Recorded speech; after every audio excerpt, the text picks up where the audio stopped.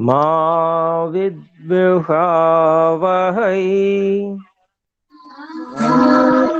विद्विषावहै। ॐ शान्तिः शान्तिः शान्तिः।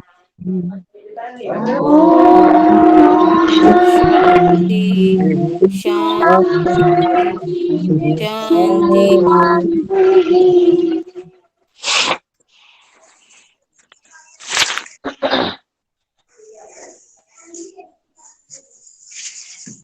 तो आज हम जो हमारा सप्तम सर्ग चल रहा था, जिसके कि 6 श्लोक हमारे हो चुके थे, 7वें श्लोक से हम लोग पढ़ने वाले हैं। इसमें महाराजा दशरथ के पुत्रेष्टि यज्ञ के बारे में बात चल रही है।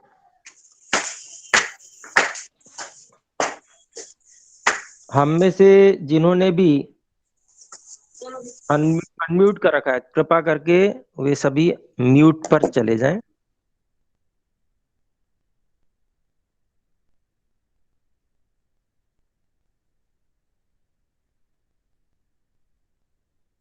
गुरुजी आप एक बार अनम्यूट कर लें, मैंने आपको को होस्ट बना दिया। जी धन्यवाद।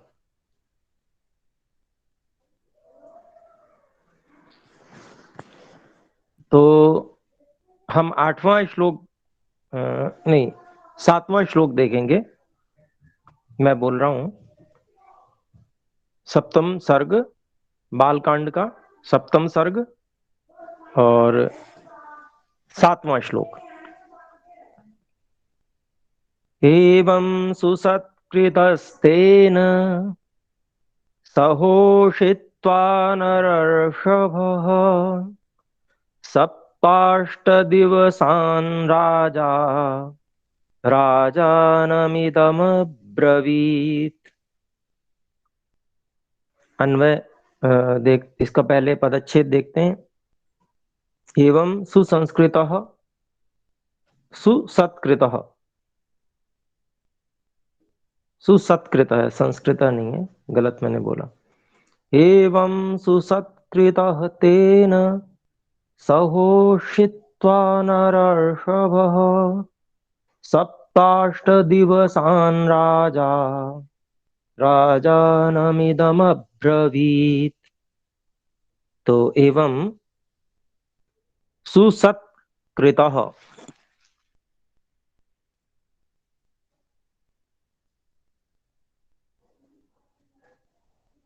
तेन सह उषित्वा नरर्षभः सप्त अष्ट दिवसान् राजा राजानम इदम अब्रवीत। अब इसका हम अन्वय देख रहे हैं। एवं राजा नरर्षभः सप्त अष्ट दिवसान् सुसंस्कृतः तेन सह उषित्वा राजानम इदम अब्रवीत।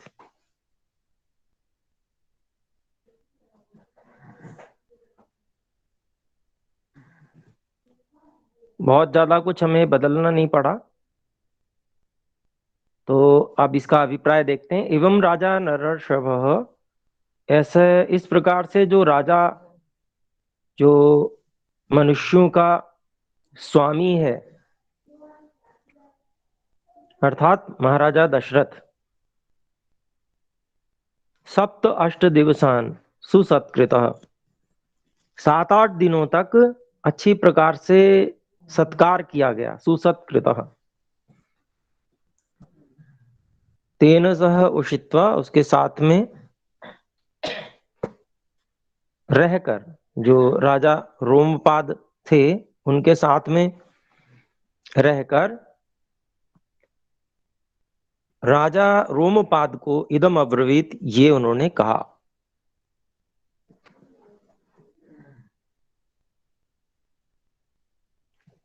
तो अब अगला श्लोक देखते हैं। 8वां श्लोक है, शांता तव सुता राजन् सह भर्त्रा विशाम्पते मदीयं नगरं यातु कार्यं हि महदुद्यतम् कार्यं हि महदुद्यतम्।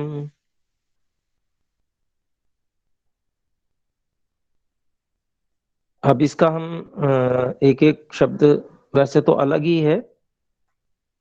शांता तव सुता राजन सह भर्त्रा विशाम्पते मदीयम नगरम यातु कार्यम ही। एक इसमें है महत उद्यतम। महत उद्यतम। अब इसको अन्वय कर लेते हैं। हे राजन विशाम्पते,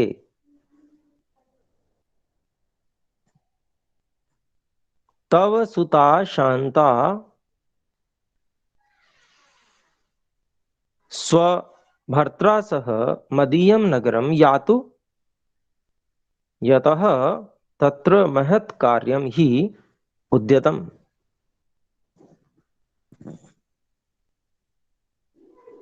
तो यहाँ महाराजा दशरथ जो महाराजा रोमपाद हैं उनसे कह रहे हैं कि हे विशाम्पते राजन, तव सुता, आपकी जो पुत्री है उसका नाम है शांता। तो महाराजा रोमपाद की जो पुत्री है उनका नाम है शांता। तो तव सुता शांता, आपकी जो पुत्री है शांता, स्वभर्त्रा सह, अपने पति के साथ में, भर्त्रा पति, अपने पति के साथ में मदीयम नगरम यातु, मेरे नगर में चलें। अर्थात महाराजा दशरथ कह रहे हैं कि भाई मेरे नगर अयोध्या नगर में चलें। यतः, क्योंकि, तत्र, ये मैंने अध्याहार किया है, यतः तत्र, क्योंकि वहां पर महत् कार्यम ही उद्यतम, एक बहुत बड़ा कार्य उद्यत हो रहा है, मतलब वो कार्य होना है वहां पर, इस कारण से आप मेरे साथ में अपनी पुत्री को उनके पति के साथ में भेज दें।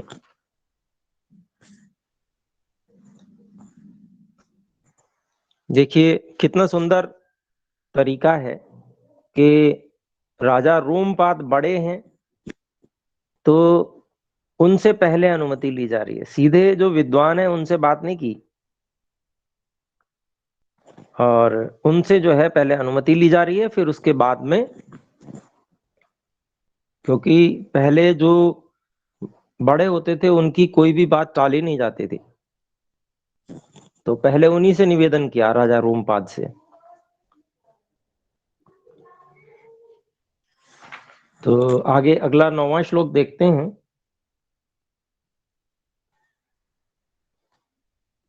तथेति राजा संश्रुत्य गमनं तस्य धीमतः उवाच वचनं विप्रं गच्छ त्वं सह भार्यया।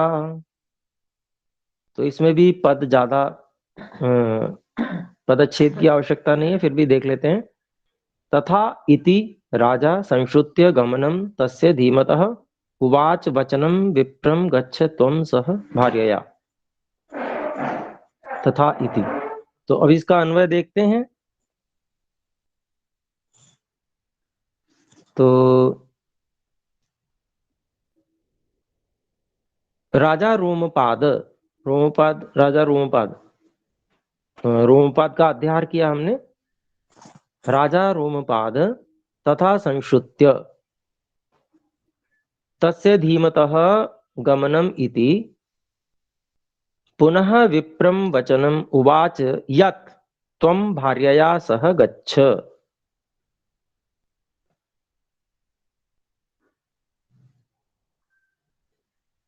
तो इस प्रकार से हमने रख दिया जिससे कि हम हिंदी के अनुसार अर्थ कर पाए।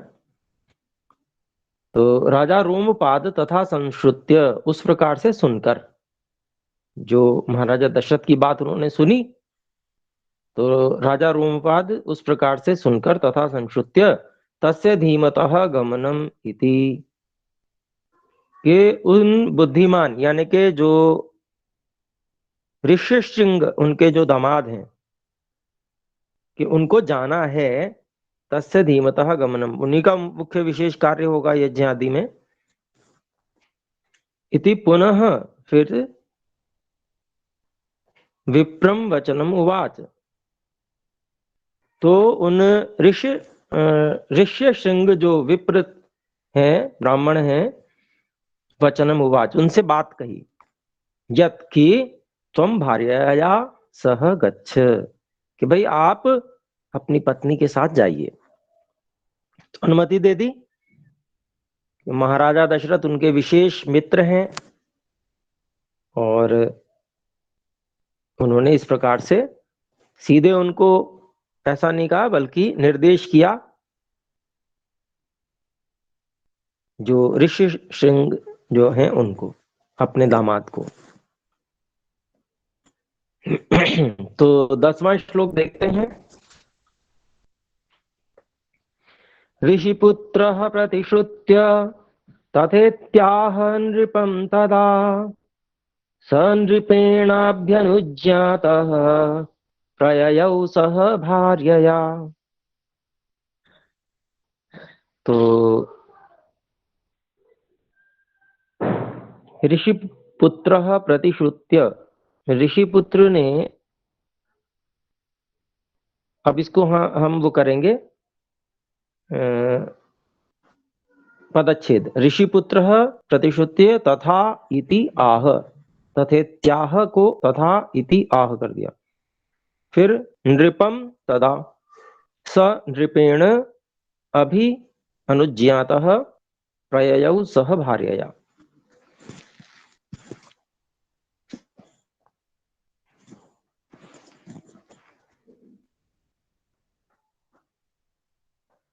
इसका अन्वय है, तदा प्रतिश्रुत्य ऋषिपुत्रः नृपम आह तथा इति अनुज्ञातः सह नृपेण भार्यया सह प्रययौ। नृपेण भार्यया च सह प्रययौ। तो तदा प्रतिश्रुत्य ऋषिपुत्र, तो तब जो है ऋषिपुत्र ने इस प्रकार से प्रतिश्रुत्य सुनकर नृपम आह, राजा से कहा, तथा इति, ऐसा ही हो, ठीक है मैं ऐसा ही करता हूं, जैसा आप कह रहे हैं ऐसा ही होगा, तथा इति। तो ऋषिपुत्र ने सुनकर, राजा जो रोमपाद जी ने उनको कहा था कि भाई आप जो है अपनी पत्नी के साथ जाइए, तो उन्होंने कहा बिल्कुल ऐसा ही हम करेंगे। अनुज्ञातः सह नृपेण भार्यया सह प्रययौ।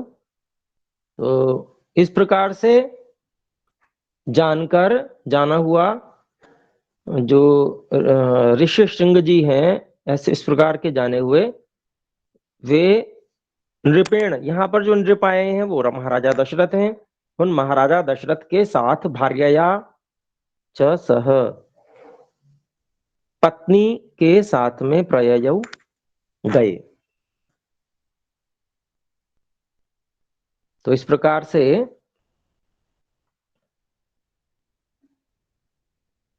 10वें श्लोक में हमने देखा कि वे चल पड़े हैं, ऋषि श्रृंग अपनी पत्नी के साथ में महाराजा दशरथ जी के साथ में चल पड़े हैं। तो 11वें श्लोक में देखते हैं,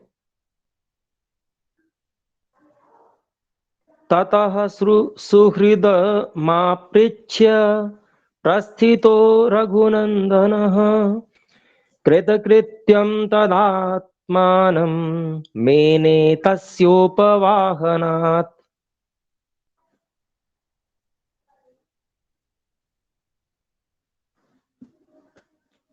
तो आइए इसको देखते हैं। ततः सुहृदम आपृच्छ्य प्रस्थितः रघुनंदनः कृतकृत्यं तत् आत्मानं मेने तस्य उपवाहनात्। ये हमने पदच्छेद किया और इसका अन्वय देखते हैं। ततः रघुनंदनः सुहृदम् आपृच्छ्य प्रस्थितः तस्य ऋष्यशृंगस्य, इसका मैंने अध्यार कर लिया, तस्य ऋष्यशृंगस्य उपवाहनात् तत आत्मानं कृतकृत्यम मेने। रघुनंदनः यहाँ पर रघु के नंदन अर्थात महाराज दशरथ को कहा है। जैसे श्री राम जी को दशरथ नंदन कहा जाता है, वैसे ही महाराजा दशरथ को रघुनंदन कहा जाता है, क्योंकि उनके पिता रघु थे।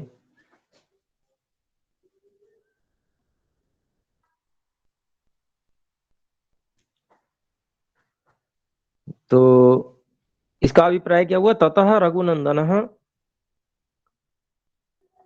वहां से मतलब ये सब हुआ घटना, वो चल पड़े तो इस बात से जो महाराजा दशरथ थे, सुहृदम आपृच्छ प्रस्थित, अपने जो सुहृद मित्र थे, कौन? महाराजा रोमपाद, उनसे अनुमति लेकर आपृच्छ प्रस्थित वहां से चल पड़े। तस्य ऋषि श्रृंगस्य उपवाहनात्, उन महर्षि जो ऋषि श्रृंग थे उनके वहां पर उनके साथ चलने से उस बात से आत्मानम अपने को, कृत कृत्यम मैंने अपने आप को उन्होंने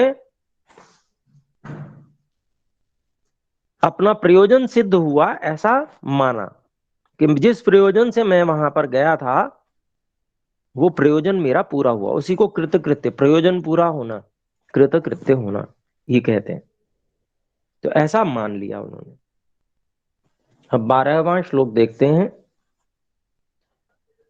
अंतः पुराणि सर्वाणि शान्तां दृष्ट्वा तथागतं सह भर्त्रा विशालाक्षीं प्रीत्यानंदमुपागमन्। इसको पदच्छेद देखते हैं। अंतः पुराणि सर्वाणि शान्तां दृष्ट्वा तथा आगतम, तथागतम तथा आगतम, सह भर्त्रां विशालाक्षीं प्रीति आनंदम उप आगमन। ये हमने अलग अलग कर दिया, उपागमन। अब इसका अन्वय देखते हैं।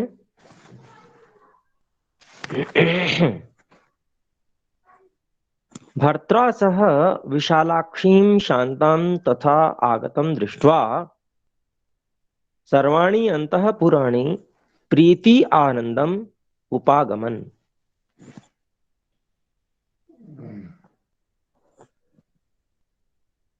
भर्त्रा सह विशालाक्षीं शांताम, भर्त्रा मतलब पति के साथ में, भर्त्रा तृतीय विभक्ति, पति के साथ में विशालाक्षी बड़ी बड़ी आंखों वाली शांता, शांता को तथा उस प्रकार से आगतम दृष्टवा आई हुई देखकर सर्वाणी अंतः पुराणी, पूरे अंतःपुर के जितने भी लोग थे, महिलाएं होती हैं अंतःपुर में, तो जितनी भी महिलाएं थी, दासियां और सब रानियां, रानियां तो वैसे गई थी उनके साथ में, लेकिन जो बचे हुए लोग थे वो सारे अंतःपुर के सभी लोग प्रीति आनंदम उपागमन, प्रेम और आनंद से को प्राप्त हो गए।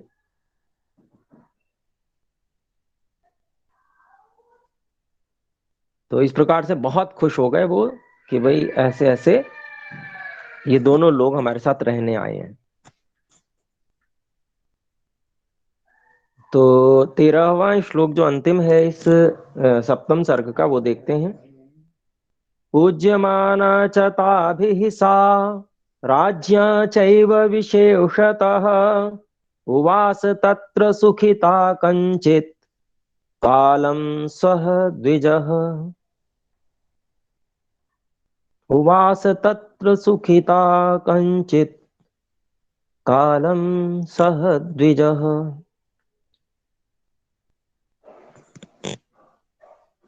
तो इसमें इसका हम पदच्छेद देखते हैं। पूज्यमाना च ताभिः सा राज्ञा चैव विशेषतः उवास तत्र सुखिता कंचित कालम सह द्विजः। सब अलग अलग ये है। सह द्विजः, सह द्विजः ये समस्त हो गया।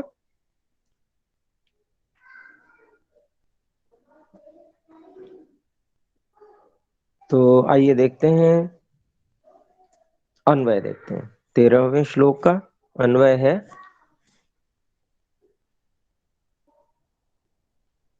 सा शांता राज्ञा विशेषतः ताभिः अंतःपुरैः। अंतःपुरैः का मैंने अध्याहार किया है। च पूज्यमाना तत्र सह द्विजः सुखिता कंचित कालम उवास। तो सा शांता, सा किसके लिए कहा जा रहा है? वह जो शांता थी, जो अपने पति के साथ में आई थी ऋषि शृंग के साथ में, तो वह सा शांता, वो शांता राज्य विशेषतः राजा के द्वारा विशेष रूप से सत्कृत सम्मानित, और ताभी ही अंतपुर ही च पूज्यमाना, और जो अंतपुर में जितने भी लोग थे उन सबके द्वारा विशेष रूप से पूज्यमाना, सत्कारित, सत्कार को प्राप्त हुई।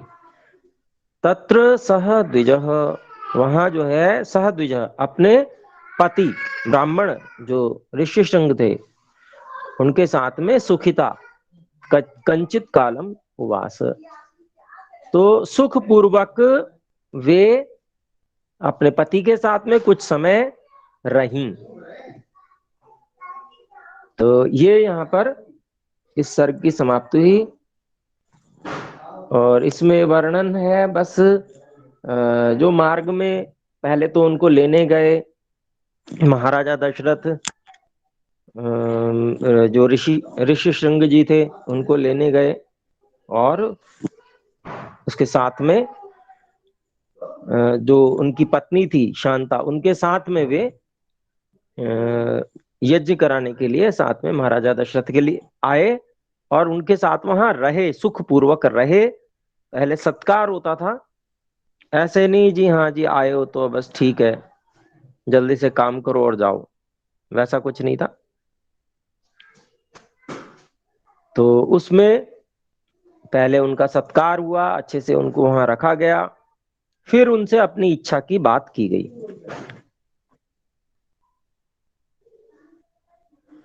तो आगे देखते हैं। अब हम अष्टम सर्ग में आ रहे हैं। अष्टम सर्ग का प्रथम श्लोक है। इसमें महाराजा दशरथ का जो पुत्रेष्टि यज्ञ अब होना है वो उसकी बात चलेगी। तो यहां देखते हैं अष्टम सर्ग का पहला श्लोक। ततः काले बहुतिथे कस्मिंश्चित् सुमनोहरे वसन्ते समनुप्राप्ते राज्ञो यष्टुं मनोभवत्। इसका हम वो करते हैं पदच्छेद। ततः काले बहुतिथे कस्मिंश्चित् सुमनोहरे वसन्ते सम अनुप्राप्ते राज्यः यष्टुं मनः अभवत्। तो इसका अन्वय देखते हैं हम लोग। ततः कस्मिंश्चित् काले बहुतिथे सुमनोहरे वसन्ते समनुप्राप्ते राज्यः यष्टुं मनः अभवत्। तो ततः वहां से कहीं कस्मिंश्चित् काले किसी समय में या कुछ समय बीतने पर, बहुत थे बीतने पर, तो वहां से कुछ समय बीता, मतलब वो लोग रहे, उनका सत्कार हुआ। उसके बाद में सुमनोहरे वसंते समनु प्राप्त।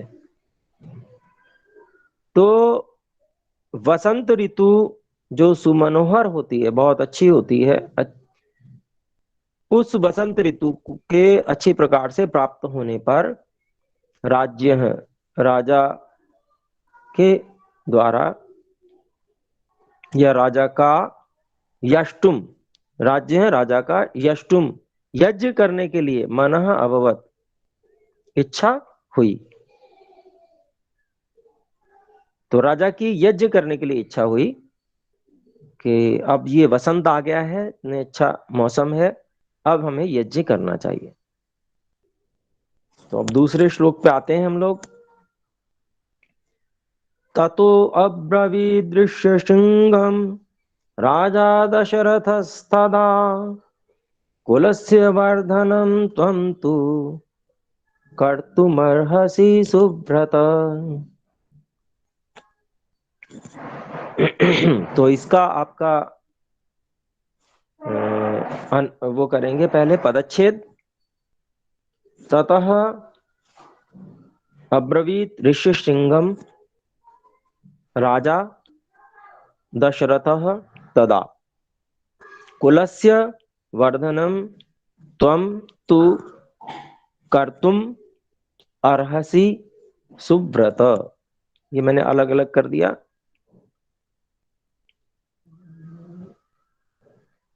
अब इसका हम अन्वय देखते हैं। ततः यष्टुम कृत निश्चय, यष्टुम कृत निश्चय ये मैंने अध्याहार किया है। राजा दशरथ, राजा दशरथ का विशेषण यष्टुम कृत निश्चय राजा दशरथ। तदा ऋष्यशृंगम अब्रवीत यत् हे सुव्रत त्वं तु मम कुलस्य वर्धनम उपायम कर्तुम अर्हसि।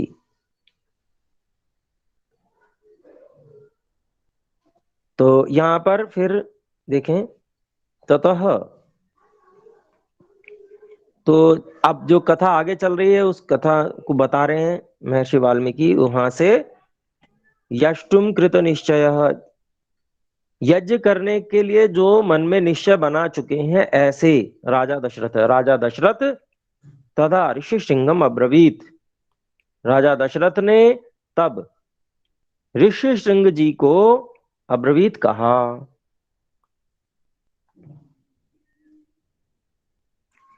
क्या कहा? यत की हे सुव्रत, हे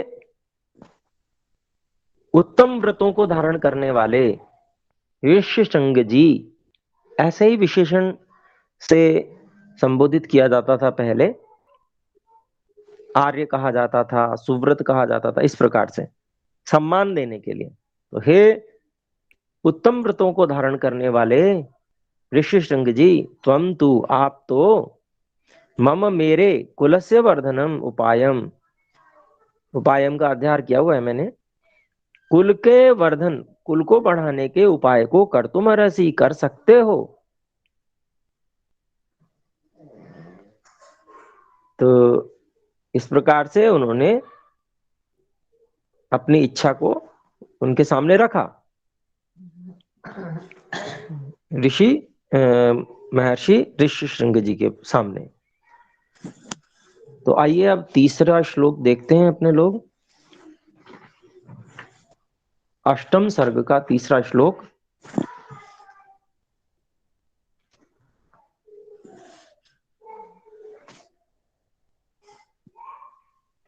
तीसरा श्लोक है, मेधावी तु ततो ध्यात्वा स किंचिदिदमुत्तरम् लब्ध संजस्ततस्तं तु वेदज्ञो नृपमब्रवीत्।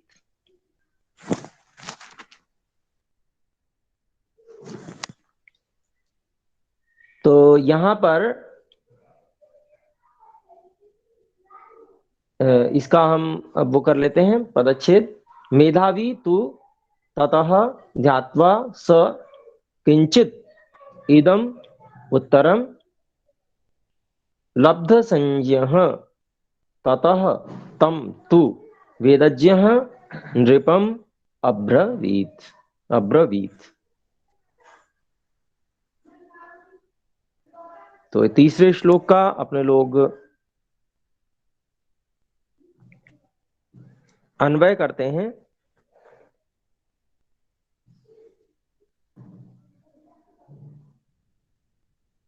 सह मेधावी वेदज्ञः।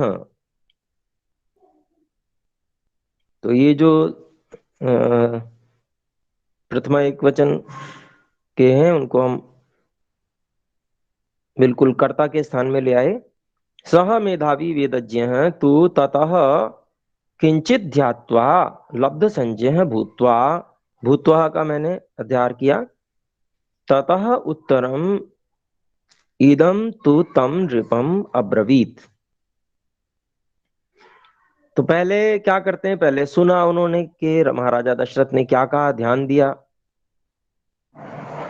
और अच्छे से उस पे फिर ध्यान लगाया कि मैं क्या कर सकता हूं इनके लिए, इन्होंने जो मुझसे कहा है। ध्यानावस्थित हुए और फिर ध्यान से वापस आकर महाराजा दशरथ से बोले, ऐसे यहां पर है। तो इसको देखते हैं। सह मेधावी मेधावी वेदज्ञ हैं। जब उन्होंने सुना ये जो महाराजा दशरथ ने बात कही, तो जो मेधावी बहुत ही बुद्धिमान वेदज्ञ हैं, वेदों को जानने वाले,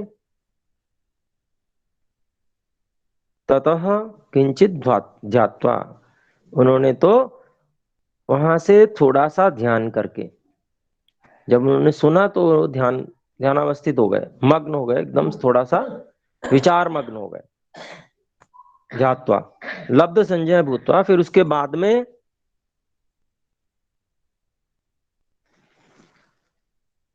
उनको जैसे वो ध्यान से उठते हैं तो लब्ध संजय, मतलब वो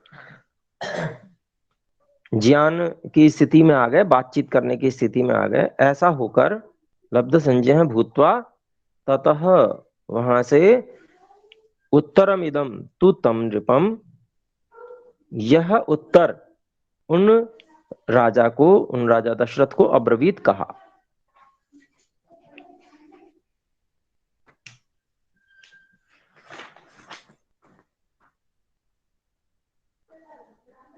तो अब चौथे श्लोक पर आते हैं अपने लोग। इष्टिम ते हम करिष्यामि पुत्र्यां पुत्र कारणात् अथर्वशिरसि प्रोक्तैर्मन्त्रैः सिद्धां विधानतः।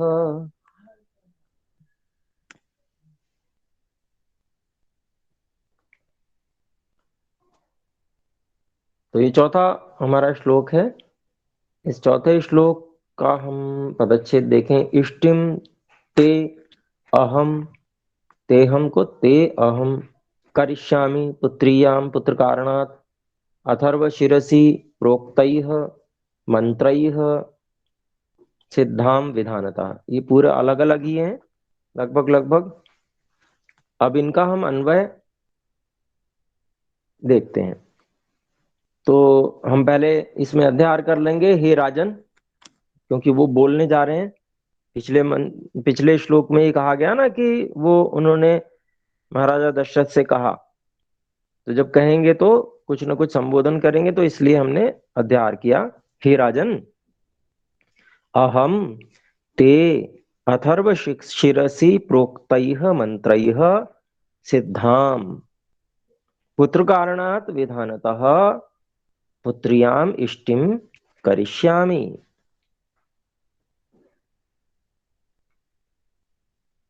तो हे महाराजा दशरथ, ये अर्थ कर रहे हैं हम। अहम ते अथर्व शिरसि प्रोक्तैः, मैं तुम्हारे या आपके लिए अथर्व शिरसि प्रोक्तैः, अथर्व वेद में कहे गए मंत्रैः, मंत्रों के द्वारा, सिद्धाम, सिद्ध होने वाली, पुत्र कारणतः, नहीं, पुत्र कारणात विधानतः, पुत्र की प्राप्ति के कारण से जो विधान है उनसे, जो वेद में विधान है उनसे, पुत्रियाम इष्टिम, जो पुत्र प्राप्त कराने वाला इष्टिम यज्ञ करिष्यामि, करूंगा। तो ऐसा उन्होंने ध्यानावस्थित होकर विचार किया और फिर उसके बाद में महाराजा दशरथ से ऐसा कहा कि भाई मैं, आप निश्चिंत रहो, मैं आपका कराऊंगा, पूरा विधि विधान से कराऊंगा। जो पुत्र प्राप्ति के लिए जो जो विधान है उन सब विधानों से मैं आपके जो पुत्र वाली जो इष्टि है, पुत्र वाला जो यज्ञ है, वो मैं आपका कराऊंगा, करिष्यामि, करूंगा। फिर आपका 5वां श्लोक आ जाता है, इसमें देखते हैं हम। ततः प्राक्रमदिष्टिं ताम पुत्रियां पुत्र कारणात् जुहावाग्नौ च तेजस्वी मंत्रदृष्टेन कर्मणा।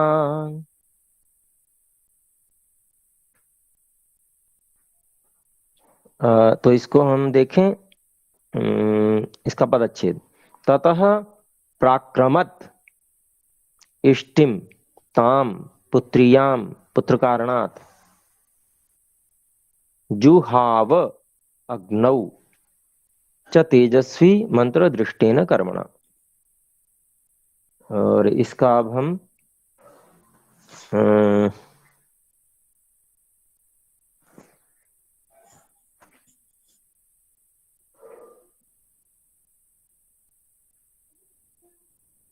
हाँ, अब हम अन्वय करते हैं। अच्छा, हाँ, पिछले चौथे श्लोक में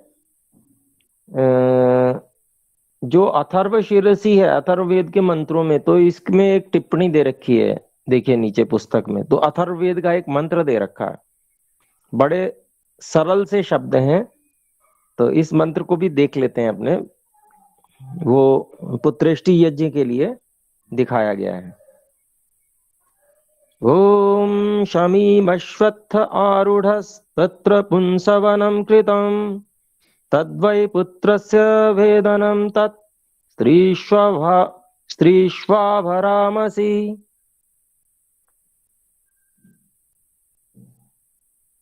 तो शमीम अश्वत्थ आरूढ़, तो ऐसा वृक्ष, ऐसा शमी का वृक्ष जिस पर अश्वत्थ यानी के पीपल आरूढ़ हो, चढ़ा हुआ हो, उस पर उगता होगा, क्योंकि पीपल तो कौवे आदि पक्षियों के बीट करने से ही उत्पन्न होता है। तो मान लीजिए शमी का इतना बड़ा वृक्ष हो जिसके ऊपर पीपल का वृक्ष वहां पर बीट करने से, और क्योंकि ये तो दीवारों पे भी जम जाता है तो शमी पर भी जम सकता है, तो ऐसा जमा हुआ जो पीपल का वृक्ष है,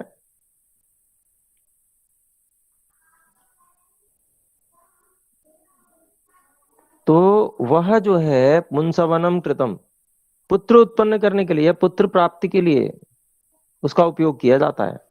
तद्वै पुत्रस्य वेदनम, वह निश्चय से पुत्र के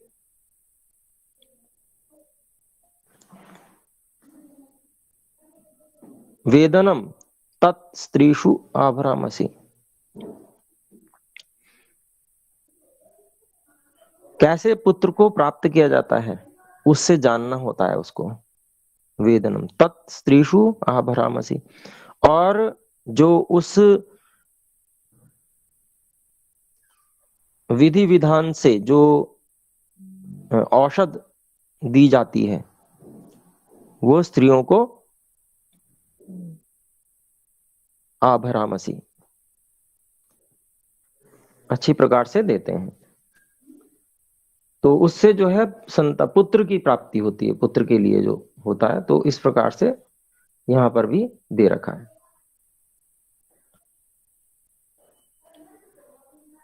तो ऐसे ये तो एक प्रयोग दिया, ऐसे बहुत सारे प्रयोग अथर्ववेद में दिया हुआ है। आयुर्वेद का पूरा जो है वो इसी से, अथर्ववेद से ही लिया जाता है विज्ञान। आयुर्वेद विज्ञान का ग्रंथ है। और अथर्ववेद जो है उसका विषय भी विज्ञान है। तो शरीर विज्ञान भी है और सारे विज्ञान वहां पर मिलते हैं विशेष रूप से। तो यहाँ पर भी ये एक मंत्र के द्वारा यहाँ पर उन्होंने उदाहरण दिया है, जो यहाँ पर टीकाकार हैं स्वामी जगदीश्वरानंद जी। हाँ, तो अब हम देखते हैं, हम पांचवें श्लोक पर थे। पांचवें श्लोक का हम अन्वय देख रहे थे। ये हम इसका ततः प्राक्रमत इष्टिम ताम पुत्रियाम पुत्र कारणात जुहाव अग्नौ च तेजस्वी मंत्र दृष्टेन कर्मणा, इस श्लोक का हमने अन्वय अब करना है। ततः तेजस्वी ऋषिशृंगः, तेजस्वी कर्ता प्रथमा एक वचन है, तो ऋषिशृंग के लिए कहा गया है। ततः तेजस्वी ऋषिशृंगः पुत्र कारणात् ताम पुत्रियाम इष्टिम प्राक्रमत्।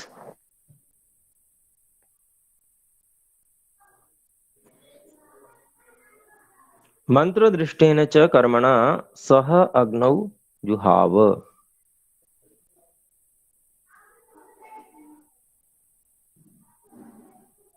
तो ततः, अब इसका अभिप्राय देखते हैं। ततः तेजस्वी, इस सब के बाद में वहां से तेजस्वी जो ऋषिशृंग महर्षि थे, अत्यंत तेजस्वी थे वो, इस कारण से पुत्र कारणात् ताम पुत्रियाम इष्टिम, पुत्र प्राप्ति के कारण से ताम पुत्रियाम, उस पुत्र वाली इष्टि को, यज्ञ को, प्रआक्रमत, बहुत ही विशेष रूप से करना उन्होंने प्रारंभ कर दिया। बहुत ही विशेष रूप से, युद्ध स्तर पे जिसे कहते हैं, वैसे बहुत अच्छे ढंग से। प्राक्रमत मंत्र दृष्टेन च कर्मणा, और मंत्रों को देखने के द्वारा, के कर्म के द्वारा, मतलब मंत्रों को केवल ऐसा नहीं होता कि मंत्रों का उच्चारण किया जाए, वो तो किया ही जाता है, साथ में वहां से मंत्रों का विनियोग भी देखा जाता है। जो ऋषि लोग होते हैं कि यहाँ पर किस प्रकार की परिस्थिति है, कौन से जो मंत्र हैं वेद के, उनका प्रयोग करके और हम औषध आदि का निर्माण करें। तो सब काम साथ साथ चलते हैं, ऋषि लोग निर्देश करते रहते हैं। एक तरफ औषधियां इकट्ठी करके उनको जैसे जैसे निर्देश होता है उनका निर्माण होता रहता है, और यज्ञ चलता रहता है। मंत्रों को, वेद के मंत्रों को अच्छी प्रकार से उनका एक तरह से मंथन करते हैं, और फिर उसमें से जो सबसे उपयुक्त मंत्र हैं उनके द्वारा, जो उनके लिए विशेष, उनके द्वारा फिर औषध निर्माण वगैरह होता है। तो ये इस प्रकार से इनकी प्रक्रिया है।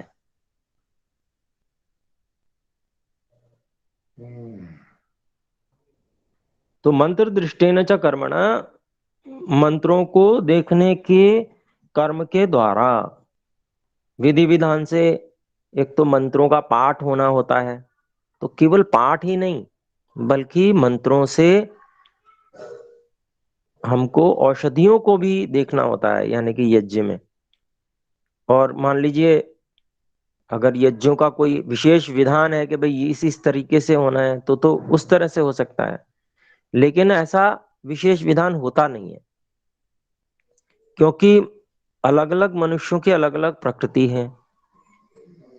तो पत्नी भी साथ में इसीलिए रहती हैं जो ऐसे यज्ञ करता होते थे उनकी पत्नियां भी साथ में इसीलिए रहती थी कि वो जो स्त्रियां हैं, है ना, उनका अच्छी प्रकार से निरीक्षण परीक्षण, उनको क्या समस्या है, उन सब के बारे में विचार कर सकें, और उन सब का विचार करके फिर दोनों पति पत्नी मिलके फिर यज्ञ का विधान करते थे। और उसमें मंत्रों के द्वारा कहाँ पर क्या आवश्यक है, किस तरह की औषध होनी चाहिए। तो जैसे यहाँ पर एक उदाहरण के लिए स्वामी जगदीश्वरानंद जी ने एक मंत्र यहाँ दिया, तो ये तो एक मंत्र है। अथर्ववेद में ऐसे 85 मंत्र हैं जिनसे आयुर्वेद सिद्ध होता है। तो औषधियों के भी विशेष विधान हैं, किस किस प्रकार से होते हैं। तो वो सब, उन सब के आधार पर, वेद के आधार पर, परीक्षण करके, अनुभवों के आधार पर, तब निर्णय किया जाता है औषधियों का। औषधियों का निर्णय करके तब वो औषध निर्माण होके उसकी आहुतियां होती हैं, और एक जो वातावरण यज्ञ का होता है वो बनाया जाता है, और उस वातावरण में फिर जो है औषधियों को दिया जाता है विशेष प्रकार से। तो ये पुत्रेष्टि यज्ञ का जो विधान है उसको कर रहे हैं, देखिए। तो ये पांचवा हमारा हुआ।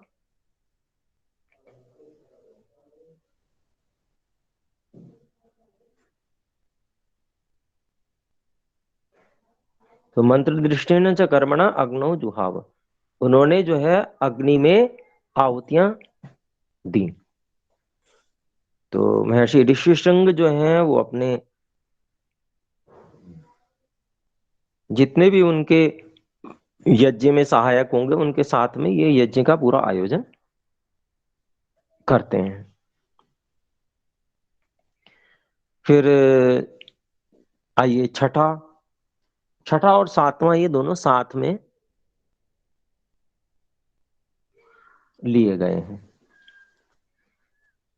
अथ वै यजमानस्य पावकाद् अतुल प्रभाम तप्त जाम्बूनदमयीं राजतान्त परिच्छदाम दिव्यपायस दिव्यपायस संपूर्णां पात्रीं पत्नीमिव प्रियां प्रगृह्य विपुलां दौर्भ्यां समवेक्ष्य ब्रवीदिदम्।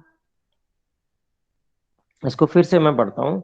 अथ वै यजमानस्य पावकादतुल प्रभां तप्त जाम्बूनदमयीं राजतान्त परिच्छदां दिव्यपायस संपूर्णां पात्रीं पत्नीमिव प्रियां प्रगृह्य विपुलां दौर्भ्यां समवेक्षाब्रवीदिदम्।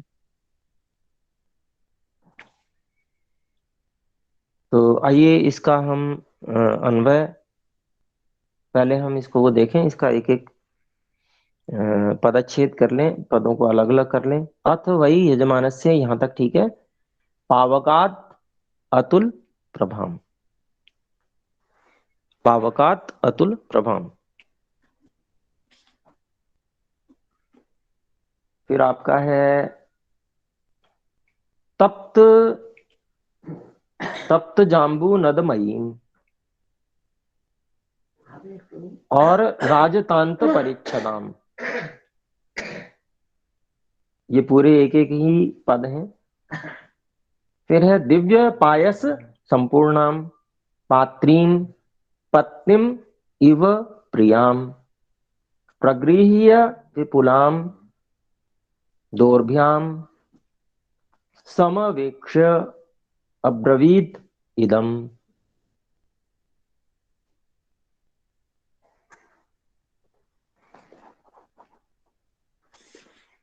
तो ये हमने इसका पदच्छेद देखा, अब हम इसका अन्वय देखते हैं। तो ये पूरा जो है 2 श्लोकों में ही एक वाक्य बनता है पूरा, एक श्लोक से काम नहीं चलेगा।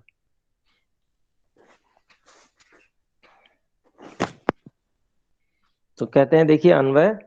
अथ वै यजमानस्य दशरथस्य, यजमान कौन है? दशरथ। अथ वै यजमानस्य दशरथस्य पावकात् अतुल प्रभाम तप्त जाम्बू नदमयीम राजतांत परिच्छदाम दिव्य पायस संपूर्णाम पत्नीम इव प्रियाम विपुलाम दौर्भ्याम पात्रीम। ये सब पात्रीम के विशेषण हैं।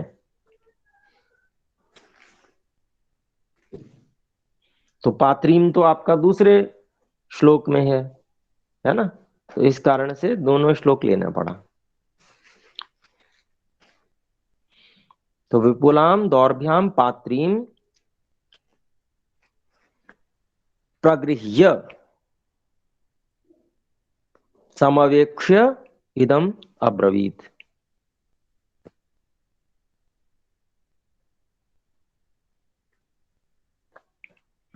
तो देखिए, अथ वही यजमानस्य दशरथस्य,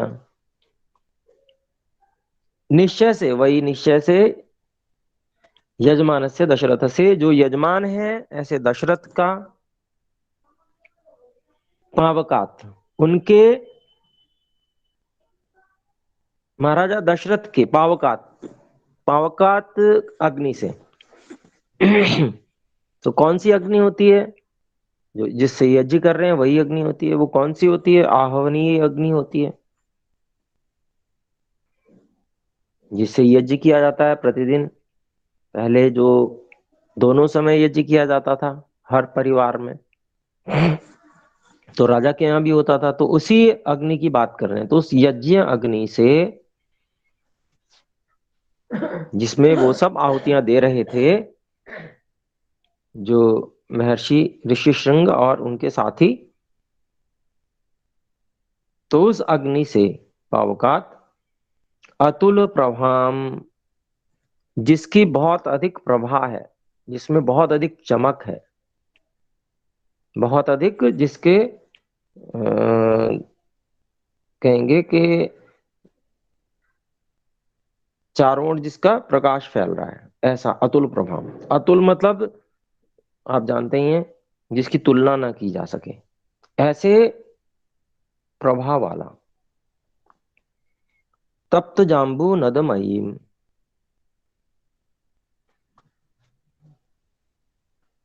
तप्त जाम्बू नद सोने को कहा जाता था, क्योंकि इसको तपाया जाता था। और कुछ जाम्बू नद, उसका नाम होगा विशेष प्रकार के सोने का। तो जो सर्वश्रेष्ठ सोना होता था, सोने में भी सर्वश्रेष्ठ सोना, तप्त जाम्बू नद, उसको जो तपाया हुआ सोना होता था, उससे बना हुआ पात्र, विशेष, मतलब बहुत चमकता हुआ और शुद्ध, ऐसा। ठीक है, ये पात्रीम का विशेषण चल रहा है, देख लीजिए, पात्रीम। तप्त जाम्बू नदमयीम। फिर है राजतांत परिच्छदाम। राजतांत चांदी को कहते हैं, वो भी अत्यंत विशेष स्तर की चांदी होती है, बहुत ही विशेष क्वालिटी की ना। तो राजतांत परिच्छदाम, उसके ऊपर ढक्कन, ढक्कन को कहा गया परिच्छद। तो इस प्रकार से जो अतुल प्रभा वाला ऐसा पात्री, पात्री मतलब एक छोटा पात्र, छोटा बर्तन, उसको पात्री कहा। जैसे कहते हैं ना कि गिलास, तो बड़ा गिलास तो गिलासी, तो जब साइज छोटा हो जाता है तो उसको गिलासी बोल देते हैं। ऐसे ही पात्री है, तो वो इतना विशेष प्रभा वाली है वो पात्री, और सोना उसमें बहुत विशेष प्रकार का लगा हुआ है। ऐसे ही उसके ऊपर जो ढक्कन से ढका हुआ है चांदी का, वो भी बहुत विशेष चांदी से बना हुआ है, विशेष क्वालिटी का है। ऐसे ढक्कन वाली दिव्य पायस संपूर्णम, जो कि औषधियों से युक्त दिव्य खीर से जो भरा हुआ है। दिव्य पायस संपूर्णम पत्नी मिव प्रियाम, जो पत्नी के समान बहुत प्रिय है, बहुत अच्छा लगने वाला है, सुंदर दिख रहा है। ऐसे विपुलाम दौर्भ्याम, जो पूरी तरह से भरा हुआ है खीर से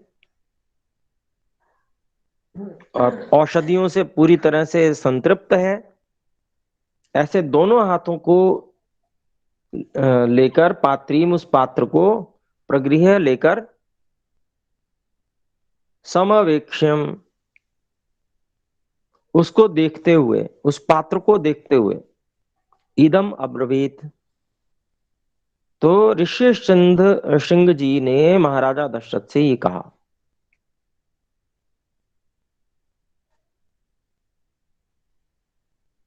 तो एक बार फिर से, जो लंबा हो गया है काफी, तो मैं एक बार फिर से इसको बता देता हूं कि देखिए, यजमान जो दशरथ थे, उनकी आहवनीय अग्नि, यानी कि जो यज्ञ की अग्नि उनकी दैनिक होती थी, उसी यज्ञ की अग्नि में, अग्नि से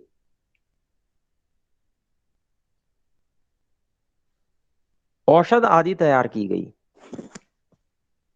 ठीक है, और उस औषध आदि को अतुल प्रभाम, बहुत ही विशेष पात्र में, जो जिसका विधान जैसा था, जैसे प्रकार के पात्र का विधान हुआ है, उस प्रकार का विशेष पात्र, खास प्रकार के सोने में, सोने के पात्र में, अतुल प्रभा वाला जो सोना है, इस प्रकार के सोने के बर्तन, और जो विशेष प्रकार के चांदी के ढक्कन से ढंगा ढका हुआ है, और जो दिव्य पायस संपूर्णम, जो कि औषधियों से युक्त विशेष दिव्य खीर से भरा हुआ है, पत्नी में वो प्रियाम, जैसे पत्नी प्रिय होती है उसी प्रकार से वो प्रिय है, जो वो है, ऐसे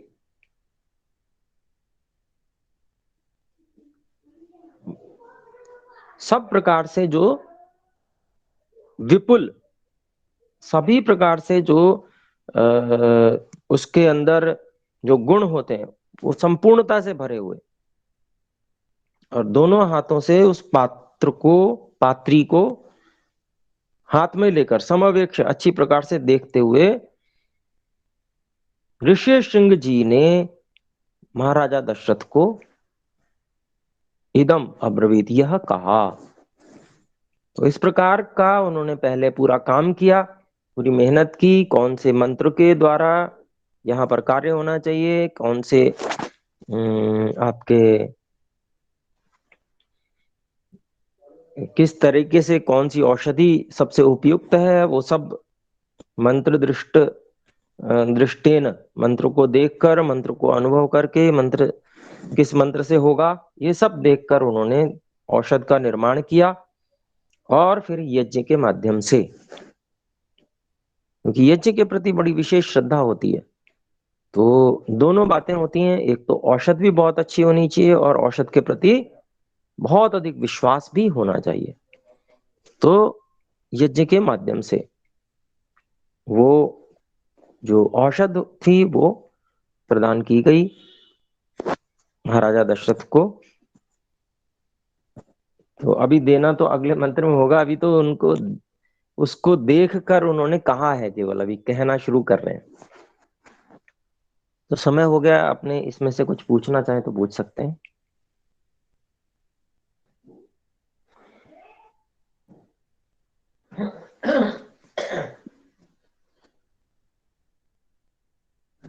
जी, आप लोग चाहें तो अनम्यूट कर सकते हैं, मैंने ऑप्शन ऑन कर दिया। आचार्य जी, वो ओम जी। जो समी वृक्ष, समी हाँ जी, वृक्ष के बारे में आपने बोला, वो समी बा छोकड़ वृक्ष, वो कैसे प्रकार है? छोटे छोटे पत्ते होते हैं, आपने देखा होगा, लगा रहता है, बहुत छोटे छोटे पत्ते होते हैं, बहुत सारे। पीपल गाछ का ऊपर में? हाँ, उसी के ऊपर में, ऐसा ही यहाँ पर लिखा है। मैंने वैसे देखा तो नहीं कभी, लेकिन लिखा है तो होता ही होगा। अब ये है ना, जंगल तो काट दिए सारे, तो मिले कहाँ से, बात ये है। आचार्य जी, ये जो यज्ञ है, ये यज्ञ का क्या आध्यात्मिक और धर्मियों का कोई रिलेशनशिप होगा, और क्या ये पूरा साइंस होगा? हाँ ये बिल्कुल साइंस है ये। द्रव्य गुण का बारे में जो आपने बोला, तो लोग तो यज्ञ करते हैं वो धर्मीय कारण के लिए, तो लेकिन इसका साइंस क्या है? आपने थोड़ा सा बोला था अपने सांख्य दर्शन पाठ के समय पे, मुझे एहसास नहीं हुआ। उसको बारे में कुछ बोले तो मैं अच्छा लगे। जी देखिए, वास्तव में ये विज्ञान ही है, और यज्ञ जो है वो यज्ञ को सभी चीजों से जोड़ा गया था पूर्व काल में। दर्श यज्ञ होता है अमावस्या के दिन।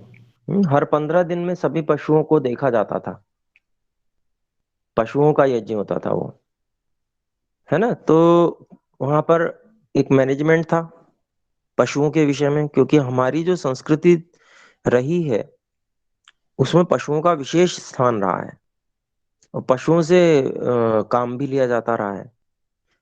पशुओं को कार्यों के लिए उपयोग करना मशीनों के स्थान पर, यह अपने आप में पर्यावरण की दृष्टि से बहुत अच्छा है। और इसमें अ, अब यज्ञ के माध्यम से, यज्ञ के साथ में उसको जोड़ दिया गया। तो 15 दिन में एक बार जो दर्श जो यज्ञ होता था है अमावस्या वाला, उसमें ये पशुओं को ही देखा जाता था, उनका पूरा निरीक्षण, कहाँ पर किसको कोई कौन सी परेशानी या वो सब। महीने में एक बार आता है, 15 दिन नहीं महीने। पूर्णमासी। हाँ पूर्णमास तो अलग हुआ, लेकिन दर्श में तो यही विशेष जो है। तो ऐसे ही और भी सभी चीजों से, हमारे जितने भी जीवन व्यवहार की आवश्यकताएं हैं, उन सब से यज्ञ को जोड़ा गया। और यज्ञ से सभी चीजों को जोड़कर एक विशेष भाव विकसित किया गया। वो भाव क्या था? वो भाव था ईश्वर के अनुकूल चलने का।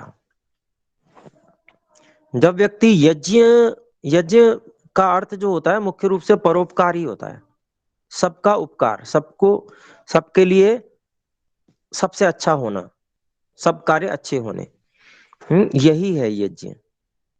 तो जब यज्ञ को हर चीज के साथ जोड़ दिया जाता था, तो उससे व्यक्ति ईश्वर के अनुकूल ही व्यवहार करता था। और जब अनुकूल व्यवहार करता था तो उसमें स्वार्थ प्रधान नहीं हो पाता था। और जब स्वार्थ प्रधान नहीं हो पाता था तो इस बात का हर जगह ध्यान रखा जाता था कि कोई पर्यावरण की हानि ना हो, सबका सुख हो जिसमें। तो ये हर चीज के साथ में यज्ञ को जोड़ा गया है। तो यज्ञ जो है वो वास्तव में एक तरह से मैनेजमेंट भी है और विज्ञान भी है। यज्ञ में संगठन का है सारी भावना। आप देखें यज्ञ करते हैं तो उसमें एक ब्रह्मा होता है, ठीक है, फिर ऋत्विज होते हैं, तो उनके अपने अपने कार्य होते हैं। एक उद्गाता होता है, मंत्र बोलना ही उसका कार्य है, होता है, आहुति देना उसका कार्य है। तो ऐसे अलग अलग लोगों को निश्चित करके और फिर यज्ञ का कार्य संपन्न किया जाता था। अध्वर्यु का अलग कार्य है। तो ये सारी चीजें वास्तव में संगठन, प्रबंध और विज्ञान, इन सब चीजों को लेकर यज्ञ होता था। और सब चीजों में यज्ञ होता था, मतलब कोई ऐसा नहीं है कि किसी विशेष कार्य में ही होगा और बाकी में नहीं होगा। जैसे आजकल हो गया है कि यज्ञ को केवल संस्कार मात्र का माध्यम बनाया जाता है, केवल कि भाई संस्कार करने, विवाह संस्कार करना है तो यज्ञ किया जाएगा। यद्यपि वो भी अच्छा है, कम से कम इतना तो कुछ बचा हुआ है कि संस्कारों को करने में यज्ञ करते हैं लोग। लेकिन पहले तो दूसरा कुछ था ही नहीं। जैसे आजकल मन्नत मांग लेते हैं कि भाई, क्या करते हैं कि भाई वहां धागा बांधाओ, ऐसा कर लो, वहां चले जाओ। तो ऐसा कुछ पहले नहीं था। पहले हर कार्य यज्ञ के माध्यम से होता था। नहीं तो एक जगह तो ऐसा होता कि महाराजा दशरथ को संतान नहीं हुई तो वहां पर डोरा बांधने गए पीपल पे या कुछ करने गए। कहीं एक जगह तो वर्णन होता। चलो इसमें महाराजा दशरथ का नहीं, किसी और ग्रंथ में, किसी इतिहास में, उपनिषद में कहीं ऐसा वर्णन होता, पर आपको कहीं नहीं मिलेगा, एक भी जगह नहीं मिलेगा। तो सारे कार्य यज्ञ के माध्यम से होते थे। और यज्ञ अपने आप में विज्ञान इसलिए था कि वेद के माध्यम से संगठन और प्रबंध के साथ साथ सफलता के लिए जो सीधे कारण हैं उन पर विचार किया जाता था वेद से। एक तो कारण हुआ, जैसे आजकल के लोग थोड़ा सा अंधविश्वास में चलते हैं, उसमें कोई कार्य कारण संबंध नहीं होता कि वो डोरा बांधने गए। अब संतान प्राप्ति से डोरा बांधने का कोई संबंध ही नहीं है, है ना जी। तो कोई संबंध, कार्य कारण संबंध नहीं है। तो यज्ञ में विशेष आहुतियां होती हैं, यज्ञ में औषध का निर्माण होता है उसी यज्ञ अग्नि से। और उस औषध का निर्माण जब विशेष रूप से होता है तो वो औषध कमी को दूर करने में कारण होती है।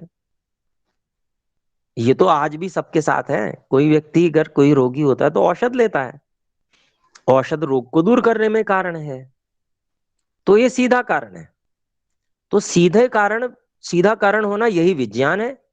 मतलब कारण पर कार्य किया जाए, कारण ठीक हो जाए, इस पे कार्य किया जाए, यही तो विज्ञान है। तो इसी के आधार पर सारे कार्य होते थे, कोई ऐसा कार्य नहीं था जो इसके आधार पे ना हो। तो आजकल भी उसकी परंपरा दोबारा से हो जाए तो सब कार्य उत्तम होने लगेंगे। डिमांड के ऊपर निर्भर है ना। जब व्यक्ति को ये लग रहा है कि भाई ऐसे भी हो जाता है, तांत्रिक से जाके झाड़ फूंक करवा लें, उससे भी हो जाता है, तो डिमांड कहाँ रही। जब विद्वानों की डिमांड नहीं रहेगी तो विद्वान बनेंगे क्यों। जब विद्वान नहीं बनेंगे तो विज्ञान कहाँ से निकलेगा। विज्ञान तो वेद से ही निकलना है। तो पहले सब लोगों के मनों को ठीक करना है कि भाई ये जो आप सोच रहे हो ऐसा कुछ भी नहीं है, ऐसा कुछ नहीं होता, वो गलत है, उस तरह से मत सोचो, ये है ना। तो उसके बाद में फिर जब सब लोग अच्छी प्रकार से यही समझ जाएंगे कि हाँ कार्य कारण संबंध होना चाहिए, विज्ञान होना चाहिए, और विज्ञान भी ऐसा होना चाहिए जो सबके उपकार के लिए हो, किसी को हानि पहुंचाए और किसी को लाभ पहुंचाए, ऐसा नहीं होना चाहिए। तब जाके सब गुरुजी, लोग पर आएंगे। जी कहें। हाँ आचार्य जी, दो आजकल प्रश्न मेरे पास। एक हो जो यज्ञ में क्या प्राणियों को आहुति दिया जाता है, जैसा अश्वमेध यज्ञ। और दो प्रश्न, और सेकंड वन, ये क्या वो जो साइंटिस्ट कोई लेबोरेटरी में वो काम कर रहा है, वो की एक यज्ञ है? क्योंकि गीता में मैं थोड़ा सा सुना जे जगत भवति पर्जन्य यज्ञ कर्म समुद्भव, इसके बिल्कुल बारे ठीक। में हाँ आलोकपात। बिल्कुल, दूसरे प्रश्न का उत्तर आपका ये है कि बिल्कुल ठीक है। जो लेबोरेटरी में साइंटिस्ट कर रहा है तो वो यज्ञ के अंतर्गत है, यदि वह सभी पक्षों पर विचार करके कार्य करता है। क्योंकि एक पक्षीय होके आजकल के वैज्ञानिक विचार करते हैं, उससे जो है फिर हानियां बहुत अधिक होती हैं, तो वो यज्ञ नहीं है। यज्ञ वो है, वही खोज यज्ञ है जो सबके लिए हितकारी हो। दूसरा जो प्रश्न आपने किया कि पशुओं की बलि, वैसा कुछ भी नहीं है, इस प्रकार से नहीं होता था। अश्वमेध यज्ञ जो है वो बल को बढ़ाने वाला यज्ञ था, शक्ति को बढ़ाने के लिए था। तो उसमें ऐसा कुछ नहीं है कि अश्व शक्ति का प्रतीक है इस कारण से उसका नाम अश्वमेध रख दिया, ऐसा नहीं है कि मार के चढ़ाना, वो सब गलत बात है, वो ऐसा कुछ भी नहीं। ये मधु जी आप कुछ बोल रहे थे। गुरुजी, आजकल स्त्रियां श्लोक बोल रही है, यज्ञ कर रही है, वो क्या ये सही है? हाँ बिल्कुल सही है, पहले भी करती थी। पहले गार्गी आदि जो बहुत विशेष विदुषियां होती थी वो सब कार्य करती थी। ऐसे ही केवल गार्गी आदि की बात नहीं, आप देखें वेदों में ऋषिकाओं के मंत्रों के ऊपर नाम लिखे हुए हैं। अच्छा अच्छा। जी आजकल तो गायत्री यज्ञ करते हैं, वो स्त्रियां जनेऊ नहीं धारण करी, वो श्लोक बोल सकती है क्या वेद का? जी, देखिए श्लोक नहीं होते, एक तो वेद में मंत्र होते हैं। यज्ञोपवीत धारण करना अच्छा है और करना चाहिए, परंतु यदि वो किसी कारण से नहीं कर पाए हैं, तो अगर वो बोल रहे हैं गायत्री मंत्र तो कोई बुरी बात नहीं है। क्योंकि देखिए जो शूद्र है उसको भी यज्ञोपवीत नहीं धारण कराया जाता, लेकिन वो आर्य तो है ही, और उसके वो जितेंद्रिय भी होता है, बहुत कुछ पढ़ा लिखा भी होता है। तो आप समझ लीजिए महाराजा दशरथ के राज्य में कोई व्यक्ति अनपढ़ नहीं था, है। वेदांग सबने पढ़े हुए थे, वेदांग तो मतलब शूद्र तक ने वेदांग पढ़े हुए थे। जब वेदांग पढ़े हुए थे, यानी कि हम तो उनके सामने मूर्ख हैं, आपको सही बात बताएं तो जो वहां का शूद्र था ना उसके सामने हम मूर्ख सही हैं। है, सही। तो उसको कौन सा यज्ञोपवीत मिलता था?